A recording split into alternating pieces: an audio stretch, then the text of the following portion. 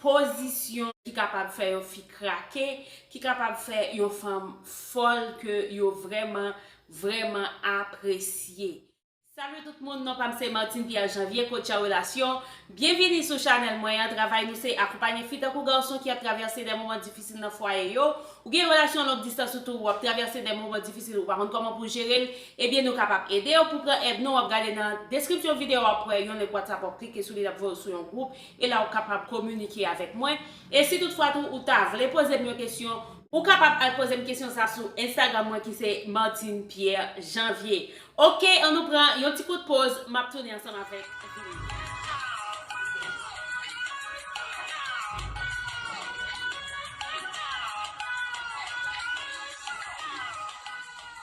OK, mes chéris, moi tourner ensemble avec vidéo hein.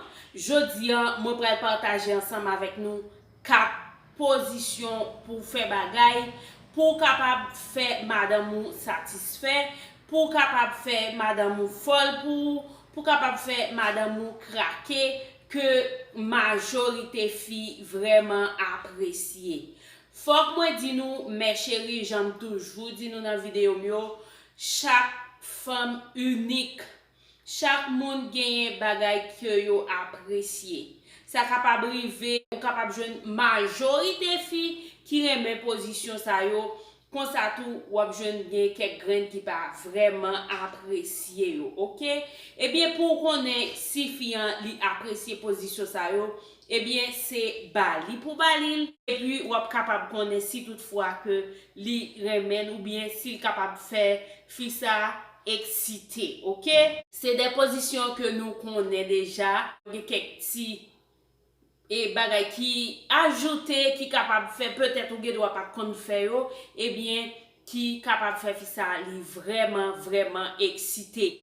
Première position mes chéris c'est backchat modernisé, OK? Comment backchat modernisé a fait? Fian camper devant yo cabane, mais position ça pour faire position ça, li besoin pour gagner un cabane qui ont ti jan rond. Moun qui cabane qui bayo, position ça yo pas tout capable faire. OK, ou capable faire position ça tout sous une chaise, OK? Et fier camper devant cabane nan, li lever yon pied, li mette sous cabane nan, li mette deux platemel pendant comme ça sous cabane nan, et puis l'autre pied a même li à terre et puis monsieur a pas derrière côté que monsieur a gagné possibilité pour joindre kebo pour bay fian tout bagay là et dans position ça tout qui fait fian plus excité. Premièrement, si fiation fi qui remet pénétration profonde, et bien fian a joindre toute bérégène et puis deuxièmement garçon gagne possibilité pour rouler crèque fissa si fissa son femme clitoridienne.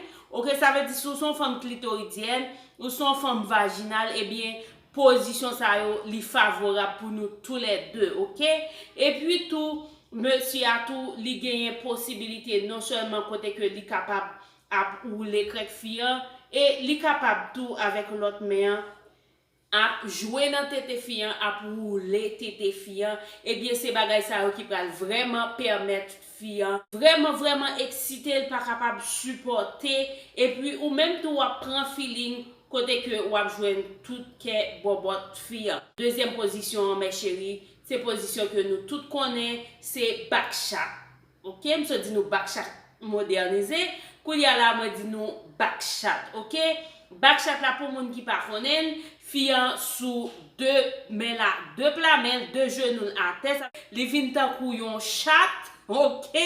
Et puis garçon li agenouillé par derrière et li a fait bagay ensemble avec fian.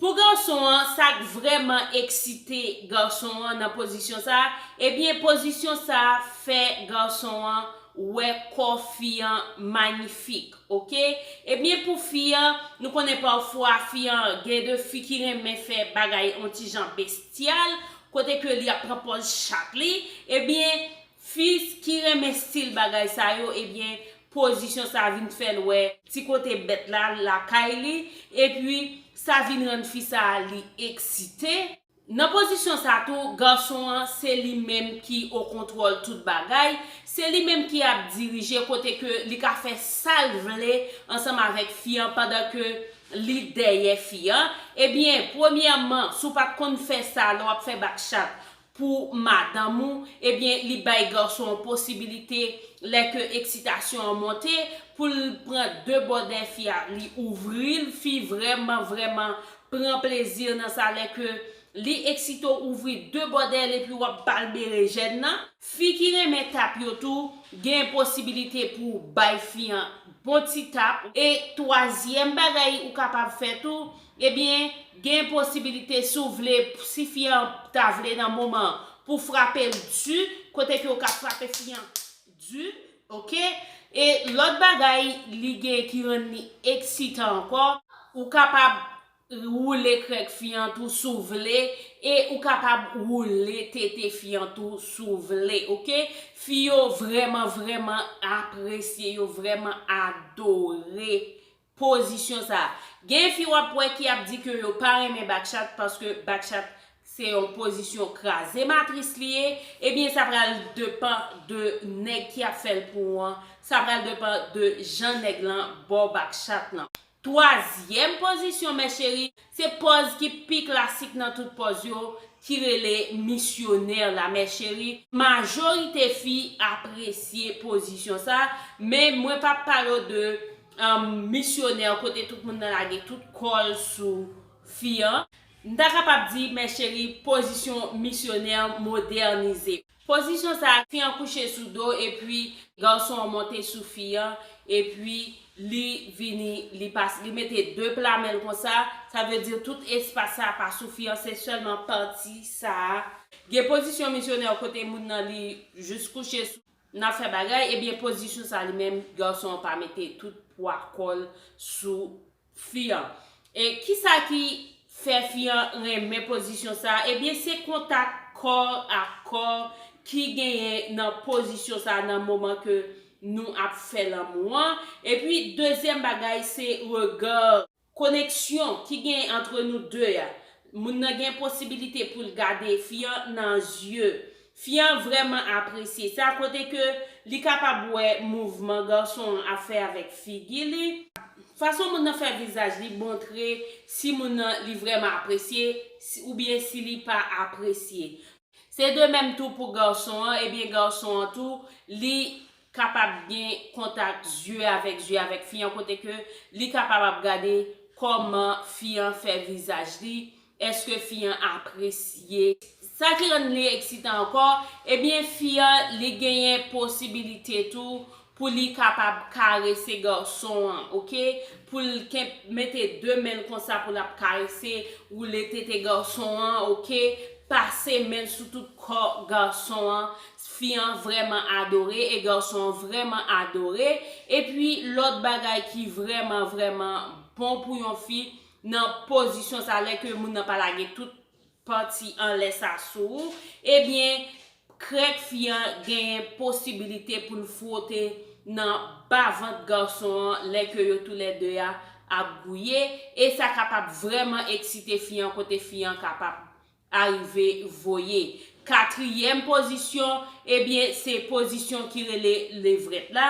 Ebyen, m kon pale de levret deja, men mwen poko di nou yon fason sa. Ok, fason sa, ou pa juste pran posisyon kote fiyan kouche sou kan pa devan, et puis ou même kouche sou kan pa derrière seulement, et puis ou juste lage fiyan nou tout ap fè nou. Non, nan posisyon levret sa mwen map di nou an, ebyen, fiyan li même li kouche sou kan, garçon kouche sou kan tout pa derrière fiyan, et puis garçon embrasse passe men la fiyan, ok, kote ke li pese la, sa, lèl pese la, ebyen, sa permette, et bouboun fiyan rapproche pi prè, et bois garçon an, ebyen, li vreman excitant, et puis pour ça, et sa vin nan fiyan senti ke li en sécurité les garçons passé men li embrasse la, et sa fait fiyan senti ke li bientôt, fiyan senti ke li détendu, ok, lè ke nou ta pran bakchat, nou pran pa kaban, nou pran l'autre, et puis pour nous finaliser bagay la, nous prenons yon ti levret nous côté que pour nous capable finir bagay là en douceur. Ok mes chéris, c'est toute petite vidéo ça que moi te voulais partager ensemble avec nous. Moi espère que nous t'ai vraiment enjoy et que nous t'ai vraiment apprécié li. Si nous t'ai enjoy, pas oublier quitter un like pour moi m'a vraiment content ça. Pas oublier partager tout pour moi avec yon famille, yon amis, m'a vraiment apprécié ça tout.